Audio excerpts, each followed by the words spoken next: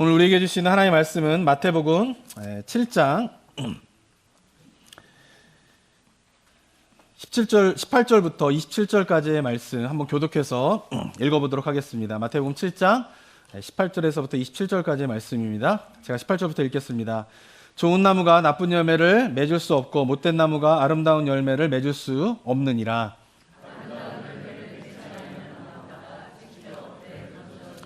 이러므로 그들의 열매로 그들을 알리라.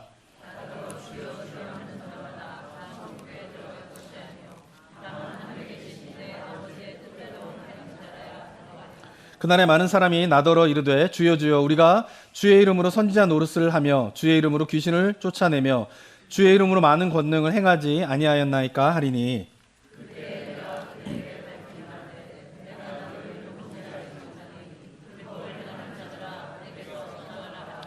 그러므로 누구든지 나의 이 말을 듣고 행하는 자는 그 집을 반석 위에 지은 지혜로운 사람 같으리니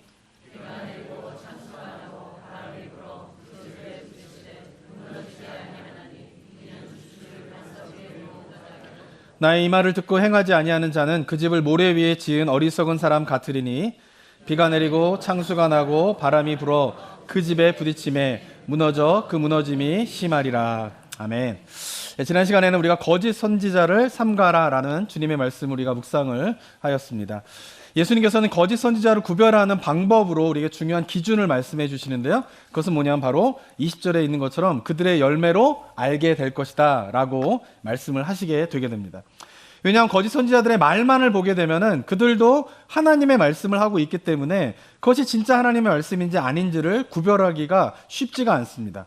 그런데 아무리 말을 그렇게 그럴듯하게 한다 손 치더라도 그 삶을 보면은 그 사람이 진짜 선지자인지 거짓 선지자인지를 알 수 있기 때문에 그래서 그들의 열매로, 그들의 삶으로, 그들의 행함으로 거짓 선지자인지를 분별하라 라고 예수님께서 말씀을 하신 것입니다.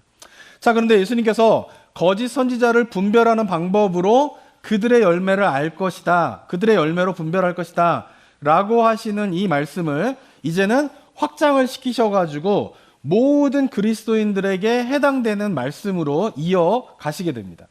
24절의 말씀을 이렇게 보면 기록되어 있는데요.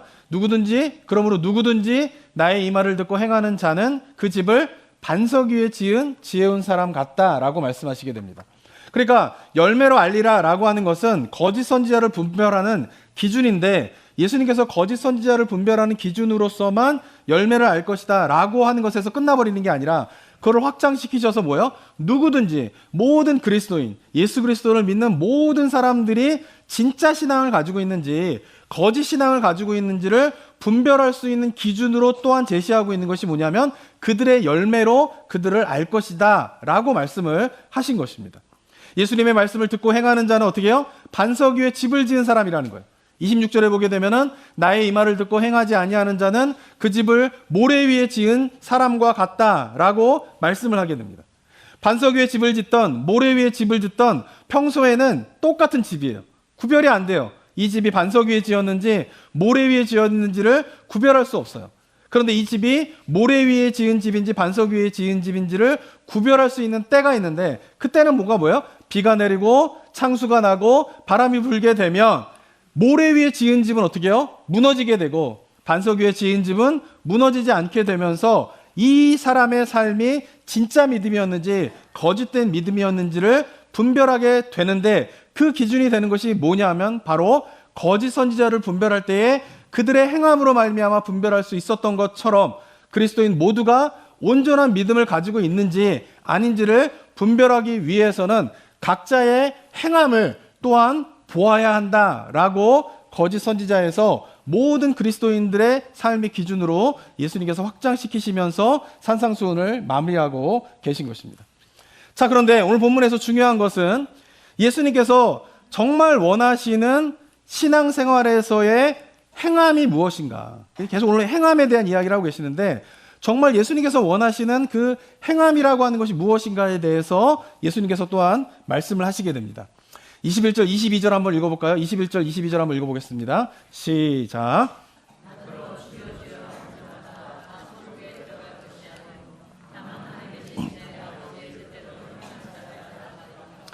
그날에 많은 사람이 나더러 이르되 주여 주여 우리가 주의 이름으로 선지자 노릇하며 주의 이름으로 귀신을 쫓아내며 주의 이름으로 많은 권능을 행하지 아니하였나이까 하리니. 21절과 22절의 말씀은 어떻습니까? 종말의 때에 일어날 일에 대해서 예수님께서 미리 말씀하시는 장면이에요. 종말의 때가 되면 예수님께서 어떻게 해요? 재림을 하시게 됩니다. 그리고는 최후의 심판이 있을 것이에요. 그런데 그 최후의 심판 때에 무슨 일이 일어나게 될 것인가에 대해서 오늘 본문에서 예수님께서 짤막하게 이야기를 하고 계십니다. 자, 예수님께서 다시 오셔서 최후의 심판이 있게 되면 일어나게 되는 첫 번째 일이 뭘까요? 그것은 모든 사람이 다 뭐예요? 예수님의 심판대 앞에 서야 된다라고 하는 것이에요. 우리가 착각하지 말아야 될 것은 우리가 그리스도인이 되었다라고 해서 마지막 심판 때에 우리는 서지 않게 된다라고 성경은 이야기하고 있지 않아요. 우리도 어떻게 해요? 하나님의 심판대 앞에 우리 모두가 다 서게 돼 있어요. 그게 예수님께서 말씀하신 최후의 심판의 모습인 거예요. 근데 그때 해야 될 일이 있는데 그것은 뭐냐면은 나의 삶을 어떻게 살아왔는지를 예수님 앞에서 내가 고백을 해야 되는 거예요. 그게 두 번째로 예수님께서 말씀하신 최후의 심판 때 일어날 일인 것이에요. 그리고 예수님께서 각자가 어떠한 삶을 살았는지에 대한 고백을 들으시고 판단을 하시는 것이에요. 당신은 하나님의 나라에 들어갈 수 있습니다. 당신은 하나님의 나라에 들어갈 수 없습니다. 라고 판단하는 일들이 일어나게 될 것이다. 라고 하는 것을 오늘 본문에서 누가 이야기하시는 거예요? 예수님께서 이야기하고 계신다라고 하는 것입니다. 자, 그런데 여기서 하나님의 나라에 들어가는 기준에 대해서 사람들이 생각하는 기준과 예수님께서 생각하시는 기준의 차이가 있음을 오늘 본문을 통하여서 발견하게 됩니다. 하나님의 나라에 들어가기 위해서 사람들이 예수님 앞에서 고백한 것이 무엇입니까? 주의 이름으로 어떻게 해요? 선지자 노릇을 내가 했습니다. 주의 이름으로 내가 귀신을 쫓아냈습니다. 주의 이름으로 내가 많은 권능을 행하였습니다. 라고 사람들이 예수님 앞에서 이야기를 하게 되는 거예요. 그런데 이런 대답을 하게 된 이유가 무엇 때문이냐면 아마도 예수님께서 21절에서 내 아버지의 뜻대로 행하는 자가 하나님 나라에 들어갈 수 있다 라고 말씀하시는 거예요. 그러니까 하나님의 나라에 들어가기 위해서는 뭐가 중요하다라는 거예요?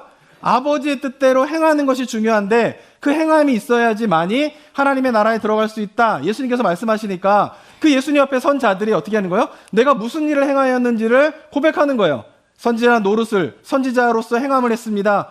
귀신을 쫓아내는 행함을 했습니다. 많은 권능을 행하는 행함을 했습니다. 라고 이야기를 하는데 이에 대해서 예수님께서 충격적인 말씀을 하시게 됩니다. 23절 한번 볼까요? 23절을 보겠습니다. 시작. 그때 내가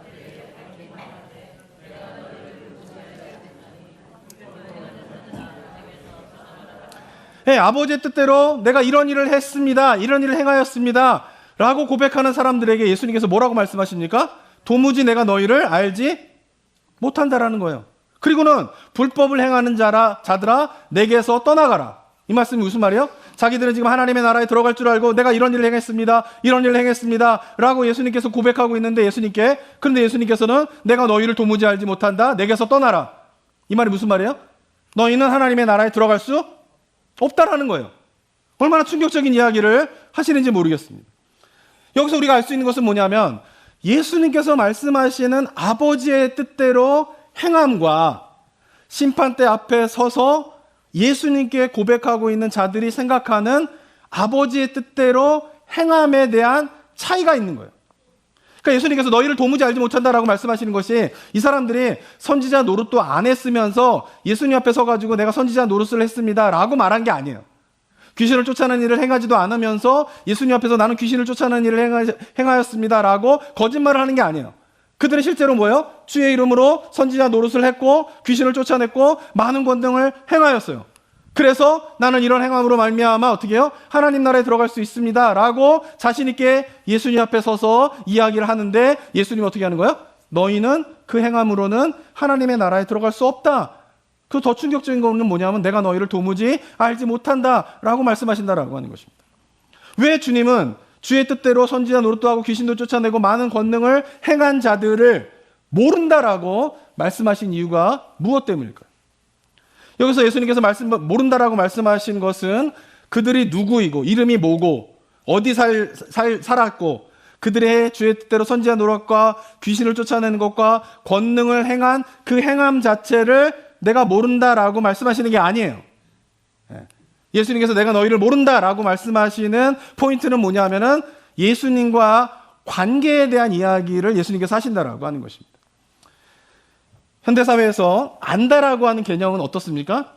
보통 지식적인 알을 안다라고 하는 개념으로 우리가 다 알고 있어요. 하지만 성경에서는 안다라고 하는 개념은 지식적인 알에 대한 이야기를 하지 않아요. 지식적인 알에 대한 개념 자체가 없어요. 성경에서. 성경에서 이야기하는 알미라고 하는 것은 뭐냐면 다 경험적인 알에 대한 이야기를 하고 있는 것입니다. 저는 바이든 대통령을 압니다. 그죠? 그리고 제가 저희 아내도 압니다. 바이든 대통령을 안다라고 말하고 제 아내도 안다라고 똑같이 말할 수 있지만 바이든 대통령을 제가 아는 것과 제 아내를 아는 것은 뭐예요? 완전히 다른 알미인 거예요. 바이든 대통령을 아는 것은 지식적으로 아는 거죠. 뉴스 정보를 통하여서 뭐 여러 가지 미디어를 통하여서 지식적으로 바이든 대통령에 대해서 알지만 저희 아내를 아는 것은 어떻게 할까요? 경험적으로 알 수 있는 거예요. 그러니까 이 알미에 대한 부분들이 지식적인 알미냐 경험적인 알미냐에 대한 차이가 있는데 성경에서는 언제나 안다라고 하는 것은 뭐냐면 지식적인 알미에 대한 이야기를 하고 있는 것이 아니라 경험적인 알미에 대한 이야기를 하고 있다라고 하는 것입니다.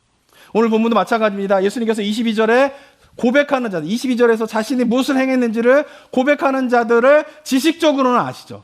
그들이 누구인지, 어디에 사는지, 무슨 일을 행하였는지 다 아시는 거예요. 하지만 예수님께서 그들을 모른다라고 말씀하신 이유는 지식적으로 그들은 알지만 경험적으로는 그들을 모르기 때문에 알지 못한다라고 말씀을 하시는 거예요. 왜냐하면 한 번도 그들과 개인적인, 인격적인 관계를 맺어본 적이 없기 때문인 거예요. 지식적인 알매 관계 속에서는 개인적인, 인격적인 관계가 필요 없습니다. 그렇지만 경험적인 알매에서는 뭐가 필요할까요? 개인적인, 인격적인 알미, 관계가 필요한 것이에요. 저는 바이든을 개인적으로 만나본 적도 없고 인격적인 관계를 맺어본 적도 없지만 저는 바이든을 지식적으로는 아는 것이죠. 하지만 바이든을 경험적으로는 알지 못하는 거예요. 그래서 예수님께서 23절에서 내가 너희를 도무지 알지 못한다라고 말씀하고 계신 것입니다. 저는 예전에 성경을 읽으면서 가장 두려웠던 본문이 오늘 본문이었어요. 왜냐하면 저는 어렸을 때부터 정말 교회를 왜 그렇게 열심히 다녔는지 모르겠어요. 무조건 열심히 다녔어요. 초등학교 때도. 정말 그래서 제가 저희 초등학교 때 막 오락실이 번성하고 오락산업이 막 이렇게 할 때 제가 말씀드렸지만 저는 오락실을 안 갔어요. 애들하고 다 오락실 가는 게 붐일 때. 왜 안 갔을까요? 교회에서 전도사님이 오락실 가면 지옥 간다 그래가지고 그래서 안 갔어요. 애들이 그래도 나 혼자 애들 다 오락실 가는데 저는 안 갈 수 없잖아요. 그래서 뒤에 서가지고 오락하는 거 제가 지켜봤어요.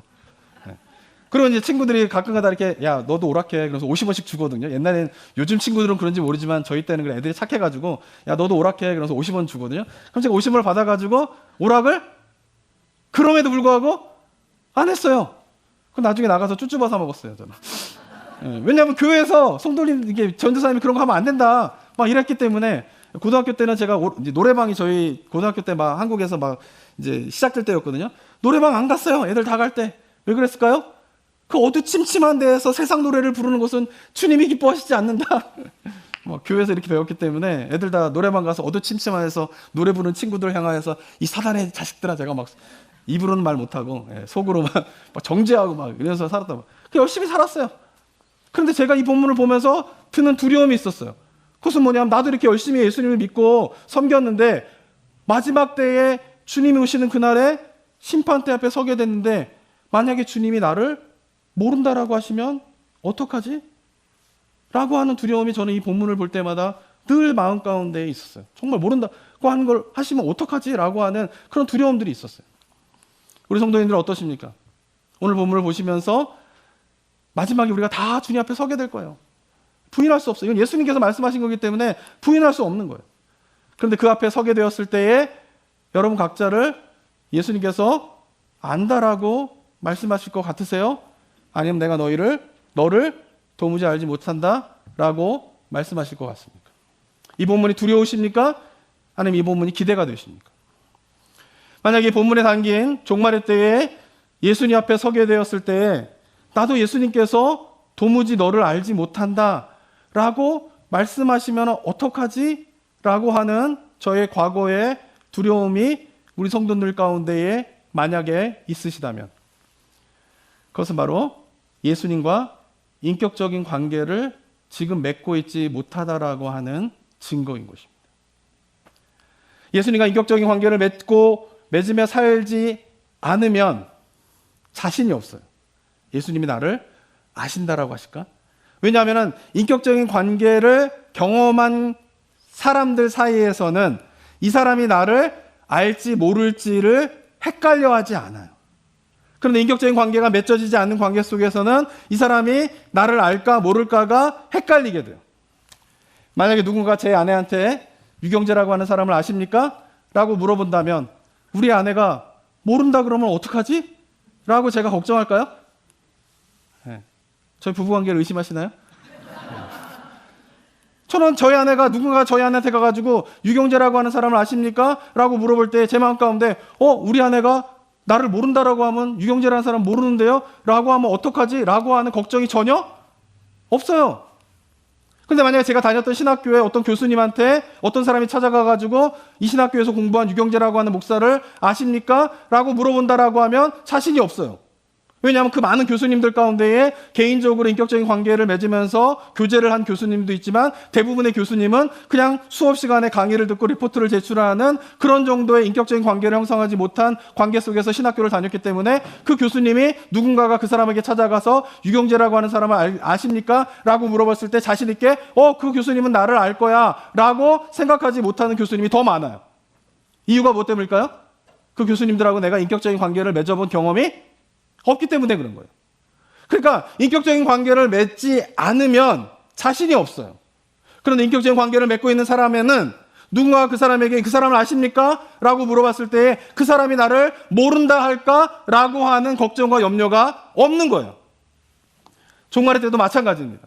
종말의 때가 되었을 때 우리 모두가 예수님의 심판대 앞에 서게 될 것인데 그 심판대에 서서 예수님께서 나를 모른다라고 하면 어떡하지? 라는 생각이 과거의 저의 모습처럼 여러분들 가운데에도 있다라고 하면 그 이유가 무엇 때문일까요? 그것은 한 가지예요. 내가 지금 예수님과 인격적인 관계를 맺고 있지 못하다라고 하는 증거인 것입니다. 저는 오늘 본문이 보여주는 충격적인 사실이 있는데 그것은 뭐냐면 예수님과 인격적인 관계를 맺지 않은 채에 예수님의 이름으로 선지자 노릇을 할 수 있다라는 거예요. 예수님과 인격적인 관계를 맺지 않는 가운데에서 예수님의 이름으로 귀신을 쫓아낼 수 있다라는 거예요. 예수님과 인격적인 관계를 맺지 않는 가운데에서 예수님의 이름으로 많은 권능을 행할 수 있다라는 거예요. 이들이 거짓말하는 게 아니에요. 진짜 그들은 그렇게 한 거예요. 그런데 그러한 행함으로는 너희가 하나님의 나라에 들어갈 수 없다라고 예수님께서 말씀하고 계신 것이죠. 이유가 무엇 때문입니까? 하나님 나라에 들어가기 위한 행함은 바로 예수님과의 인격적인 관계가 바탕이 둔 행함이어야 하기 때문에 예수님과 인격적인 관계를 맺지 않는 가운데에 선지자 노릇을 하고 귀신을 쫓고 많은 권능을 행한다 할지라도 그런 행위로는 결코 하나님의 나라에 들어갈 수 없다라고 이야기를 하고 있는 것입니다. 기독교 신앙의 핵심 포인트가 뭡니까? 예수님과 내가 지금 인격적인 관계를 맺고 있느냐 없느냐가 뭐요? 기독교 신앙의 핵심이라는 거예요. 핵심이라는 거예요. 저는 우리 성도님들이 이 시간 이후부터 내가 어떤 신앙에 가장 우선순위를 두어서 신앙생활을 할 것인가 라는 질문을 받으신다면 그 우선순위 뭐여야 돼요? 예수님과 인격적인 관계를 맺으며 살아가는 것이 우리 신앙의 최우선순위가 돼야 돼요.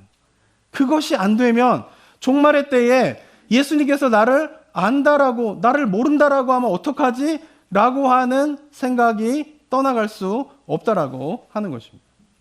자, 그렇다면 우리 성도님들이 기억하셔야 할 것은 어떻게 예수님과 인격적인 관계를 맺을 수 있습니까? 라는 질문에 답을 하실 수 있어야 돼요. 이 가운데는 이거에 답을 하실 수도 있는 분들도 있지만 제가 교회에서 목회를 하다 보면은 많은 분들이 목사님들이 예수님과 인격적인 관계를 맺어야 됩니다라고 이야기하면은 어떻게 예수님과 인격적인 관계를 맺는 것이지요? 라고 하는 것에 대해서 잘 대답을 못 하시는 분들이 많이 있어요. 인격적인 만남이라는 게 뭘까요? 우리가 경험하고 있어요. 우리 삶 가운데. 누군가와 인격적인 관계를 형성한다라고 했을 때 첫 번째로 해야 될 게 있어요. 그게 뭘까요? 인격적인 관계는 개인적인 만남이 있어야 돼요. 그룹으로 만나는 관계는 그룹으로만 만나고 1대1로 개인적으로 만나지 않으면 그 관계는 인격적인 관계가 형성될 수 없어요. 그죠? 네. 두 번째, 개인적으로 만나가지고 뭐 해야 될까요?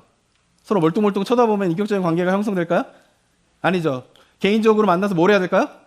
대화를 해야 돼요. 너무나 잘 알고 있습니다.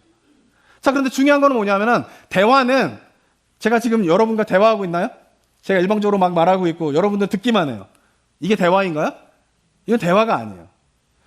두 사람의 인격적인 관계를 형성하기 위해서는 대화가 필요한데 대화의 핵심이 뭐냐면 내가 한 말을 했으면은 그 사람이 하는 말을 들어야 돼요. 그리고 그 사람이 하는 말에 대해서 또 내가 반응해서 또 무엇인가를 이야기해야 돼요. 근데 만약에 관계 속에서 내가 이야기하는데 저쪽에서 엉뚱한 이야기해.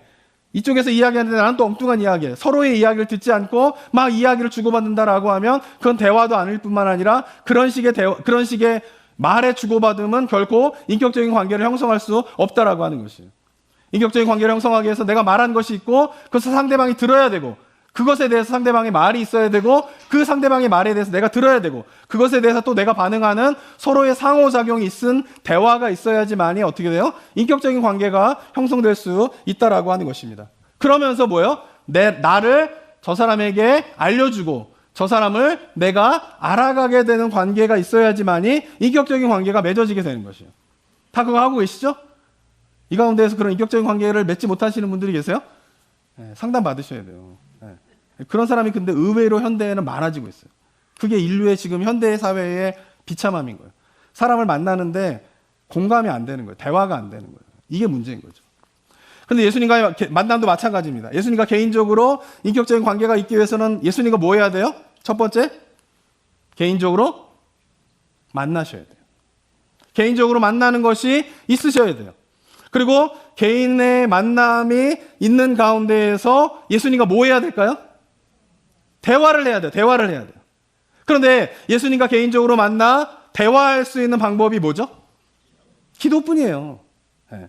기도뿐이에요. 눈에 보이지 않는 예수님과 만나서 대화를 주고받는 유일한 통로는 뭐예요? 기도뿐이에요. 기도뿐. 그러니까 예수님과 개인적으로 만나 인격적인 관계를 맺기 위해서는 개인 기도 시간이 반드시 있으셔야 돼요. 개인 기도 시간이 없는 가운데에서 예배를 빠지지 않고 개인 기도 시간이 없는 가운데에서 봉사를 열심히 하고 개인 기도 시간이 없는 가운데에서 헌금을 열심히 내고 개인 기도의 시간이 없는 가운데에서 구제를 열심히 하여서 주님 앞에 서게 되었을 때에 제가 주일 예배를 빠지지 않았습니다. 헌금을 잘 드렸습니다. 봉사를 항상 했습니다. 구제를 했습니다. 라고 예수님 앞에 서서 이야기를 하게 될 때에 예수님께서 뭐라고 이야기하실까요? 내가 너를 도무지 알지 못한다라는 거예요. 왜? 예배를 빠지지 않으시면서 개인적으로 주님을 만난 적이 없어요. 봉사를 열심히 하는데 개인적으로 주님을 만난 적이 없어요. 왜? 개인 기도 시간이 없기 때문에 그런 거죠. 또한 어떤 분들 가운데는 개인 기도 시간을 갖는데 예수님과 인격적인 관계가 형성되지 못하시는 분들이 있어요. 이유가 무엇 때문일까요? 개인적으로 만남을 가진 가운데에서 뭐가 주고받아야 돼요? 대화가 주고받아야 되는 거예요. 근데 많은 분들의 기도가 어떻습니까? 예수님과 대화하는 기도가 아니에요. 내가 하고 싶은 말만 다 쏟아냈고 그 다음에 뭐예요? 끝나버리는 거예요. 그거는 뭐예요? 대화가 아닌 거예요. 내가 할 말을 다 했다면 그 다음 해야 될 일은 뭘까요? 예수님께서 뭐라고 말씀하시는지를 내가 들어야 되는 거예요. 그 기도까지가 돼야지 뭐예요? 예수님과 대화를 하는 그 대화를 통해서 인격적인 관계가 맺어지게 되는 개인 기도의 시간이 된다라고 하는 것이에요. 그런데 한국교회 많은 성도님들이 개인 기도의 시간을 갖지 않을 뿐더러 이건 심각한 거예요. 개인 기도를 갖는데 자기가 하고 싶은 말만 다 쏟아내고 기도를 마치고 예수님께서 뭐라고 말씀하시는지를 듣지 않기 때문에 기도 생활을 해도 예수님과 인격적인 관계가 맺어지지 않는 일들이 일어나고 있다라고 하는 것입니다. 그렇다면 여기서 또 하나의 질문이 있는 거죠. 도대체 예수님의 말씀을 어떻게 들어야 됩니까? 저도 오랜 질문이었어요. 누구는 듣지 않고 싶어서 안 듣습니까? 다 듣고 싶으시죠? 예수님의 말씀을.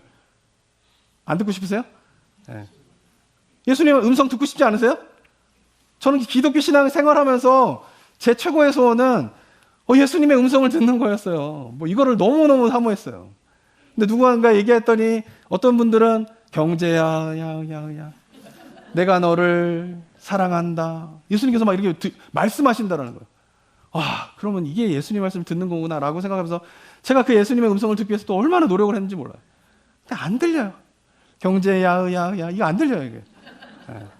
도대체 뭘까? 라고 깊이 고민했어요. 그래서 이해하기 쉬운 방법으로 말씀을 드린다라고 하면 예수님의 음성을 듣는다라고 하는 것, 예수님의 말씀을 듣는다라고 하는 것은 뭐냐면 우리가 기도할 때에 마음속에 여러 가지 생각들이 있어요. 근데 여러 가지 생각들 가운데에 하나님께서 주시는 생각이 있어요. 예수님께서 주시는 생각이 있어요. 그러니까 여러 가지 생각들 가운데 이게 예수님께서 주시는 생각이구나. 예수님께서 내 마음 가운데에 생각이 떠오르게 하시는 생각이구나 라고 하는 것을 먼저 분별해야 되고, 그리고 다른 생각들을 제거하면서 예수님께서 주신 생각에 온통 초점을 맞추어서 거기에 집중을 하는 것이 뭐예요? 예수님의 말씀을, 예수님의 음성을 듣는 거예요. 그런데 내가 여러 가지 생각들 가운데에 이게 예수님이 주시는 생각이구나, 예수님께서 주시는 마음이구나 라고 하는 것을 잘 분별하기 위해서는 성경 말씀을 평소에 묵상하고 이해하고 연구하는 게 있어야 돼요.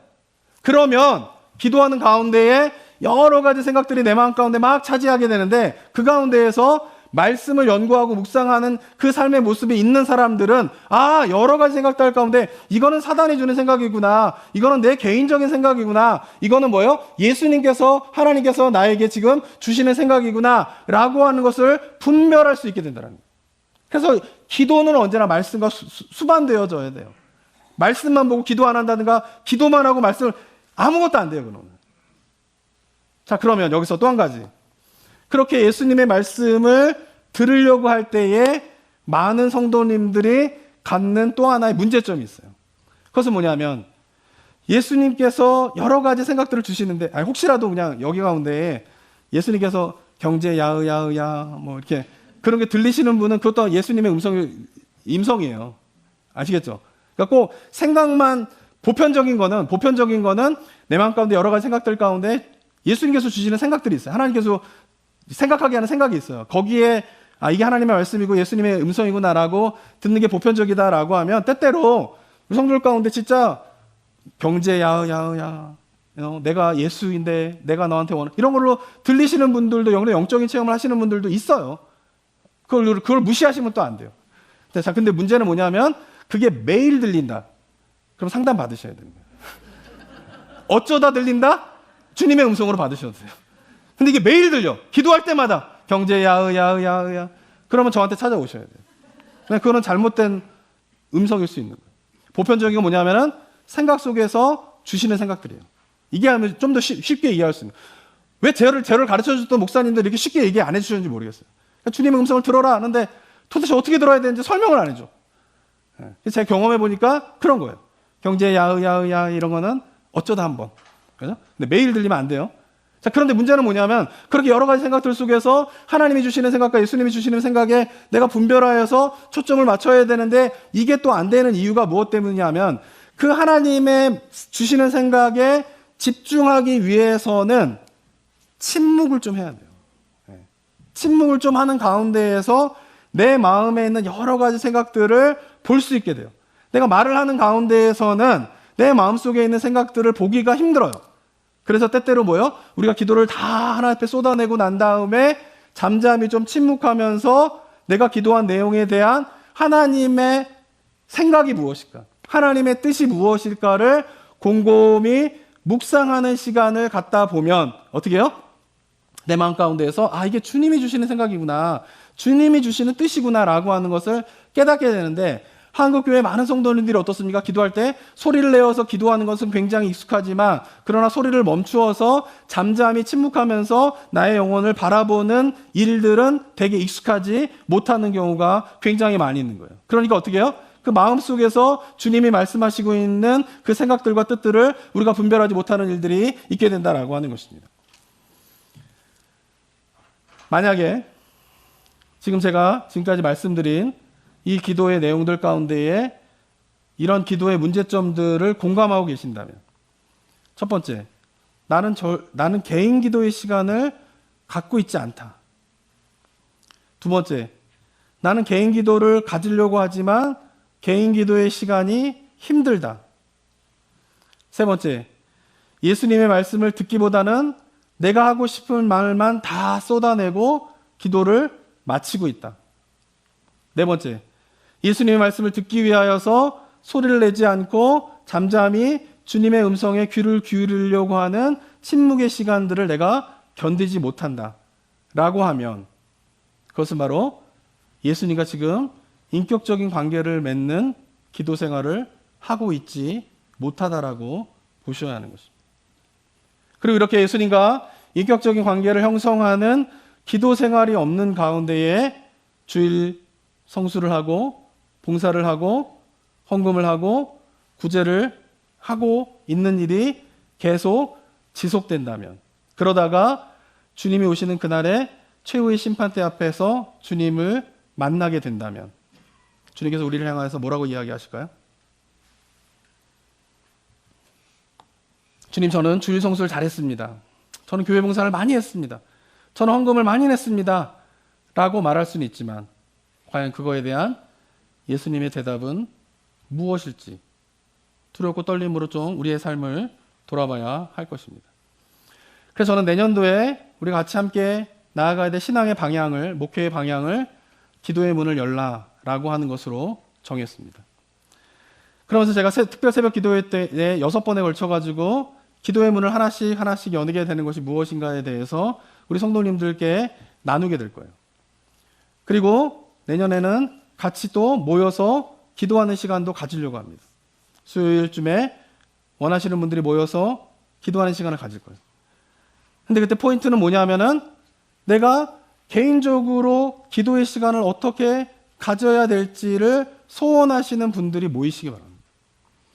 모여서 기도하는데 개인 기도를 안 하면 모여서 기도하는 거, 이렇게 말하면 위험할 수도 있지만 별 의미가 없어요. 그리고 신앙생활을 너무나 많이 하고 있는 거예요.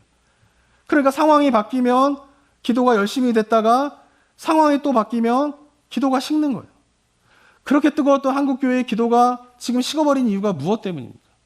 그것은 모여서는 뭔가 열심히 기도하고 기도의 방향에 대한 것들을 무엇인가 아는 것 같지만 실상 개인적으로 돌아가서는 개인적으로 하나님 앞에서 은밀하게 기도하는 기도가 부족했기 때문에 한때 뜨겁게 기도하던 한국교회의 기도가 지금은 한국도우르게 이민교회도 이렇게 식어버리게 되었다라고 하는 것입니다. 그래서 저는 같이 모여서 기도를 할 때에는 개인적으로 기도하는 것에 동기부여를 하기 위한 모임으로 기도회를 갖기 원합니다. 그게 목표가 돼야 돼요. 목표는 뭐예요? 개인 기도에서 주님을 깊이 있게 만나는 그걸 체험해야 돼요. 네. 이게 전부예요. 그냥 제가 신앙생활 해보니까, 목회를 해보니까 이게 되면 그 다음부터는 예배를 드려도 뭐 봉사를 해도 뭐 헌금을 하는 것도 이게 가르칠 필요도 없어요. 그냥 다 되는 거예요. 근데 이게 안 되면 예배는 어떻게 드려야 된다, 봉사는 어떻게 드려야 된다, 헌금해야 된다, 구제해야 된다, 선교해야 된다, 아무리 맥날 이야기해도 공감이 안 되는 거예요. 주님의 마음을 모르는데 그 모든 것들이 무슨 의미가 있게 되는 것입니다. 저는 한 해 동안 기도 생활을 계속하면서 정말 제 마음 가운데에 내년도에 우리 성도님들과 이런 부분에 대해서 비전을 나누고 함께 개인 기도의 풍성함을 향해서 나아가는 우리 성도님들이 일어나게 될 것을 지금 몇 년 동안 기도하고 있어요. 내년이 그때인 것 같아요. 지금까지 신앙생활을 어떻게 했는지, 몇 년을 했는지, 어떠한 봉사를 했는지, 내가 어떤 성경을 가지고 있었는지, 그런 거 더 중요한 게 있어요. 그런 것보다. 물론 그런 게 없으면은 의미가 없다 이게 아닙니다. 주일 봉사를 빠지지 않고 해봐야 개인 기도가 얼마나 중요한지를 알아요. 헌금 생활 좀 해봐야 개인 기도가 얼마나 중요한지를 알아요. 주일 예배 목숨을 걸고 한번 지켜봐야 개인 기도가 얼마나 중요한지를 알아요. 이 모든 것들은 정말 하나님과의 깊이 있는 인격적인 만남을 갖기 위해서 중요한 뭐예요? 다 통로들이 되는 거예요. 지금까지 그런 것들을 잘 해오신 거예요. 적어도 여기 계신 분들이라고 하면은. 그럼 이제 정말 우리가 그런 거를 바탕으로 가야 될 영적인 목표가 뭐예요? 우리 각자가 하나님 앞에서 은밀한 가운데에 기도하는 가운데에 주님을 만나게 되는 은혜가 2025년도에 있게 되시기를 주님의 이름으로 축원합니다. 그리하여서 주님이 오시는 그 날을 바라볼 때에 주님이 나를 모른다라고 하시면 어떡하지? 라고 하는 두려움으로 그 날을 소망하지도 않고 바라보지도 않는 신앙생활이 아니라 내가 인격적으로 주님을 만나는 그 기도의 시간들 속에서 내가 주님이 누구인지를 알고 주님이 나를 누구인지를 알고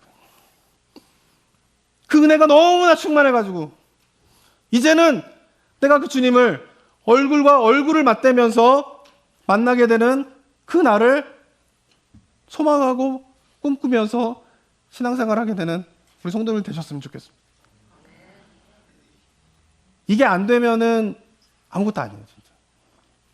그래서 바라기는 우리 성도님들이 함께 이런 것을 보면서 주님이 오시는 그날에 나를 아시는 주님, 그 주님을 이제는 그 성경에 써 있잖아요. 주님이 오시는 그날에 얼굴과 얼굴을 맞대면서 주님을 만나게 된다고 돼 있잖아요. 너무 기다려지지 않으세요? 기도할 때는 뭔가 뿌연 안개와 같은 거울을 바라보는 것 같은 느낌을 가질 수 있어요. 우리가 개인적으로 예수님과 만나는 기도 생활을 한다라고 하지만 무엇인가 뿌연 거울을 바라보는 것 같은 느낌으로 기도를 할 수 있는 게 지금 우리의 한계성인 거예요. 약속의 말씀은 뭐냐면은 얼굴과 얼굴을 맞대는 가운데에 주님이 오시는 그날에 우리가 만나게 될 것이라는 거예요. 그리고 그날에 내가 그렇게 기다리고 만나기 원했던 그 주님을 얼굴과 얼굴을 맞대면서 주님을 만나보고 싶습니다 라고 하는 소망으로 우리가 신앙생활을 하게 되는 은혜가 우리 모든 성도님들 가운데 있게 되시기를 주님의 이름으로 축원합니다. 사랑과 은혜가 충만하신 하나님 아버지, 우리를 죄에서 건져 주셔서 하나님의 자녀 삼아 주심으로 하나님과 예수 그리스도의 이름으로 부르짖으며 나아갈 때에 나를 만나 주시겠다라고 약속하신 이 구원의 은총을 여기 계신 모든 성도님들이 한 사람도 빠짐없이 체험하는 은혜에 있을 수 있도록 인도하여 주시옵소서. 오랜 세월 교회를 다녔지만 단 한 번도 은밀한 가운데에 주님 앞에 기도한 적이 없다면, 기도하는 가운데에서도 답답함만 있지 주님의 은혜를 깊이 체험하지 못했다면, 하나 이 시간 다시 한번 마음을 새롭게 함으로 주님 앞에 은밀한 가운데에 나아가겠습니다. 그 나아간 나의 기도 가운데에 주님 나를 만나 주시옵소서라고 고백하는 10년 가운데에 주님을 체험하는 은혜가 각자의 개인 기도의 시간이 있을 수 있도록 주님 역사하여 주시옵소서. 이 가운데 주님과의 은밀한 만남 가운데에 인격적인 교제가 맺어지고 있는 성도님들이 있다면 날마다 새롭게 주님을 찬양하는 심령 되게 하여 주시옵고, 매일 주님을 만나지만은 그 만남이 날마다 새로운 주님을 체험하게 되는 은혜의 시간이 될 수 있도록 주님께서 기름 부음 허락하여 주시옵소서. 그래서 우리 모든 성도님들이 주님이 오시는 그날에 주님 앞에 서게 되었을 때에 내가 너를 도무지 알지 못한다 라고 하는 이 무서운 말을 듣는 백성들이 아니라 내가 너를 안다, 내가 네 마음을 안다 라고 하는 주님의 음성을 모든 성도님들이 다 들을 수 있도록 주님 은혜를 더하여 주시고, 이 시간 그런 것을 소망을 담아서 결단하며 내가 이렇게 살겠습니다 라고 고백한 주의 백성들의 고백 가운데에 기름 부음 허락하여 주시옵소서. 은혜 감사드리며 예수 그리스도의 이름으로 기도드립니다. 아멘.